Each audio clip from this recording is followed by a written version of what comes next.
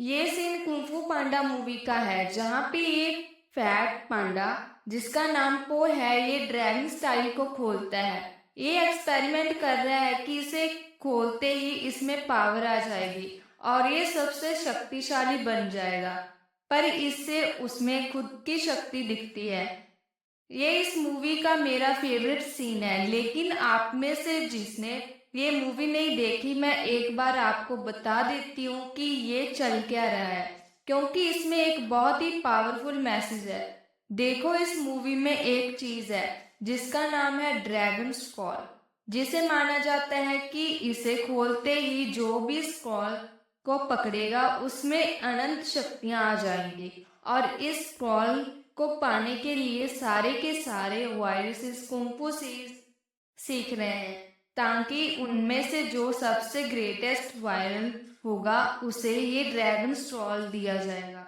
और फिर एंट्री होती है पो की, जो कि एक बहुत ही ऑब्जेक्ट पांडा था जिसके बाप की एक नूडल की शॉप है। उसने आज तक कभी कुंफू नहीं किया, लेकिन बैठे बैठे हमेशा से वो सपने देखता है कि वो एक ड्रैगन वायरल बनेगा।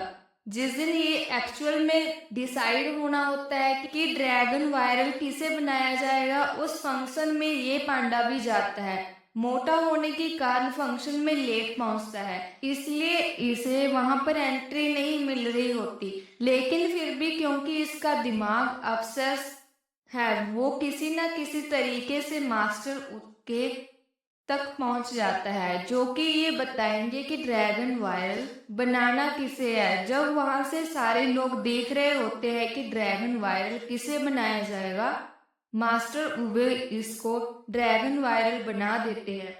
सारे के सारे हैरान हो जाते हैं कि मोटा इंसान जिसने आज तक कुंफू नहीं किया, इसे तुम ड्रैगन वायरल कैसे बना सकते हो।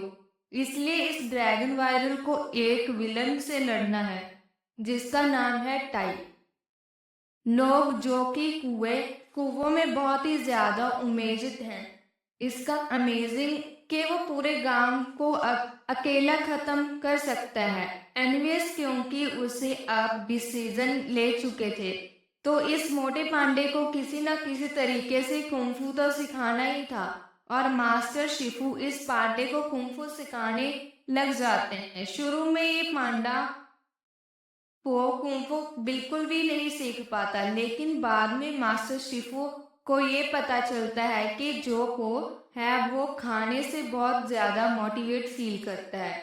तो क्या क्यों न इसी को यूज करके इसको ट्रेन किया जाए। और मास्टर शिफू एग्जैक्टली ऐसे ही करते हैं। धीरे धीरे ये पांडा कुंफू में अच्छा होने लगता है और फाइनली वो वक्त आता है जिस वक्त पर मास्टर शिफू को वो ड्रैगन स्क्रॉल देते हैं कि इस ड्रैगन स्क्रॉल को अब तू ले और सारी शक्तियां तेरी हैं, क्योंकि टाई लोग अब हम सबको मारने आ रहा है। जैसे ही पोस्ट ड्रैगन स्क्रॉल को खोलता है, अंदर कुछ भी नहीं लिखा होता, कोई मैजिकल मूवमेंट नहीं होती, उसे सिर्फ उसकी शक्ल दिखाई देती है। वो बहुत कंफ्यूज हो जाता है कि ये क्या है। इसने सालों से जो पूरे गांव में झूठी कहानी चलाई है कि ड्रैगन स्क्रॉल तुम्हें एक ड्रैगन वायरल बना देगा, लेकिन इसलिए तो मुझे ड्रैगन वायरल नहीं बनाया।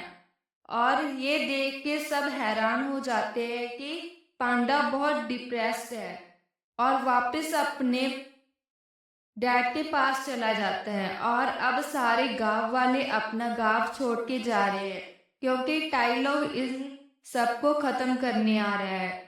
सारा गांव देखता है और उसे कुंफू फिर देखता है और उसे पता चलता है कि उसका बेटा पो हम से कुंफू मास्टर बनना चाहता था। तो इस वक्त पर उसके डैड मिस्टर फिंग उसे कहते हैं कि बेटा, तू हमेशा मुझसे पूछता था कि जो मैं इतनी अच्छी नूडल्स बनाता हूँ उसकी सीक्रेट सॉस क्या है, और मैं तुझे कभी भी वो सीक्रेट इंस्ट्रूमेंट के बारे में नहीं बताया। और उसे लगता है कि यार, मेरे डैड इस टाइम क्या बात कर रहे हैं, मैं इतना डिप्रेस्ड हूँ, डायलो सबको मारने आ रहा है और ये अपने नूडल्स की सीक्रेट रेसिपी बता रहे हैं। एनीवेज वो अपने डैड को बोलता है, हाँ डैड क्या है वो सीक्रेट रेसिपी। और उसके डैड बोलते हैं उसकी सीक्रेट रेसिपी है कुछ भी नहीं। ये पांडा पजल हो जाता है, कुछ भी नहीं। उससे डैड बोलते हैं, हाँ कोई सीक्रेट रेसिपी नहीं है, सिर्फ क्योंकि मैं तुम्हें बोलता था कि इसमें कुछ स्पेशल डाला है, तुमने बिलीव कर लिया कि वो स्पेशल है और इसलिए वो स्पेशल बन गया। तुम्हारी फेवरेट नूडल्स बन गई। इस मोमेंट पर पो को रियलाइज होता है कि अच्छा अब मुझे समझ आया ड्रैगन स्क्रॉल का मतलब क्या था। वो दोबारा से फटाफट ड्रैगन स्क्रॉल को खोलता है और इस वक्त पर उसे उसकी शक्ल रिफ्लेक्ट होती है और उसे समझ आता है कि एक्चुअल में कोई सीक्रेट नहीं था, सिर्फ तुम ही थे।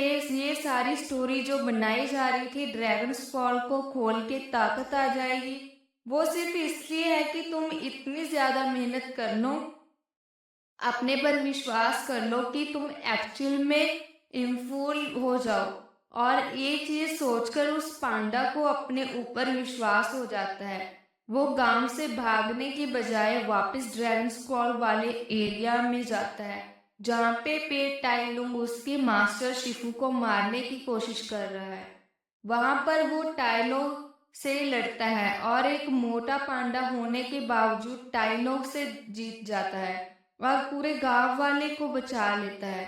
देखिए स्टोरी में मेन लिंक ये है कि इम्पोर्टेंट बिलीव है, जिस मूवमेंट पर हम बिलीव कर लेते हैं हम स्पेशल हैं, हम स्पेशल बन जाते हैं। जो सारे कॉन्सेप्ट में आईआईटी आईमस एल्स ये सारी चीजें हैं क्या।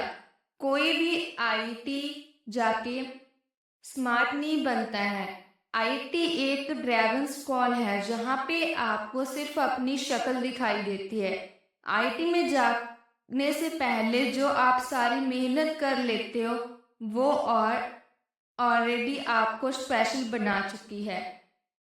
इवन अगर आप आईटी नहीं भी पहुंचे, आपने जितनी भी मेहनत करी है उस मेहनत के प्रोसेस ने आपको स्पेशल बनाया है और सिर्फ अब हमें अपने आप पर बिलीव करने की ज़रूरत है और हम एक्चुअल में जीत सकते हैं। मेरा एक दोस्त है जिसका नाम है कुलदीप, वो हमेशा ही ओवल वेलम रहता है। उसकी टू डू लिस्ट में इतनी सारी चीजें होती हैं कि जिसकी वजह से उसके दिमाग में हमेशा एक्सट्रीम स्ट्रेट रहता है, चाहे वो कितना भी हार्ड वर्क क्यों ना कर ले।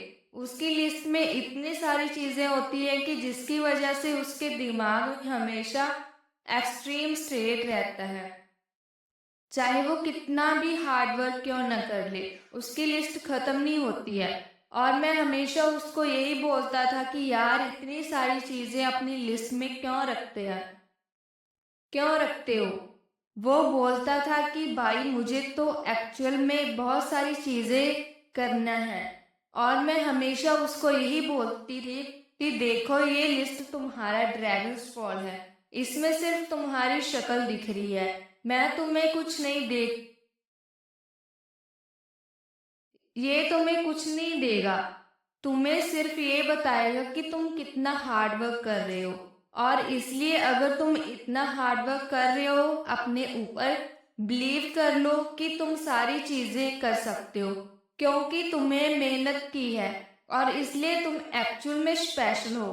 और वो इस चीज को समझ नहीं पाया था, लेकिन जब उसने ये चीज समझी वो एक्चुअल में बहुत ही इजीली अपनी लिस्ट को कम कर पाया और बहुत ही ज्यादा प्रोडक्टिव हो गया। तो यार ये चीज बहुत ही ज्यादा इम्पोर्टेंट है कि हम अपने आप पर विश्वास करें। अगर हम अपने आप पर विश्वास कर लेते हैं तो हम एक्चुअल में बहुत सारी चीजें कर सकते हैं और हमारे अंदर जो भी टैलेंट है उसको हम फुल फ्लैज में यूज कर सकते हैं। तो इसलिए हमेशा कोशिश करो कि अपने आप पर विश्वास करो और अपने आप को स्पेशल मानो क्योंकि आप एक्चुअल में स्पेशल हो। और एक और चीज जो मैं आपको बताना चाहती हूँ कि कभी भी किसी की बात को मत सुनना कि आप कुछ नहीं कर सकते, क्योंकि जब तक आप खुद पर विश्वास नहीं करते तब तक आप कुछ भी नहीं कर सकते। तो हमेशा अपने पर विश्वास रखो और हमेशा आगे बढ़ते रहो। और इसी के साथ मैं अपनी वीडियो खत्म करती हूँ। और अगर आपको मेरी वीडियो अच्छी लगी हो तो लाइक करें, शेयर करें, सब्सक्राइब करें और मिलते हैं नेक्स्ट वीडियो में। तब तक के लिए बाय बाय।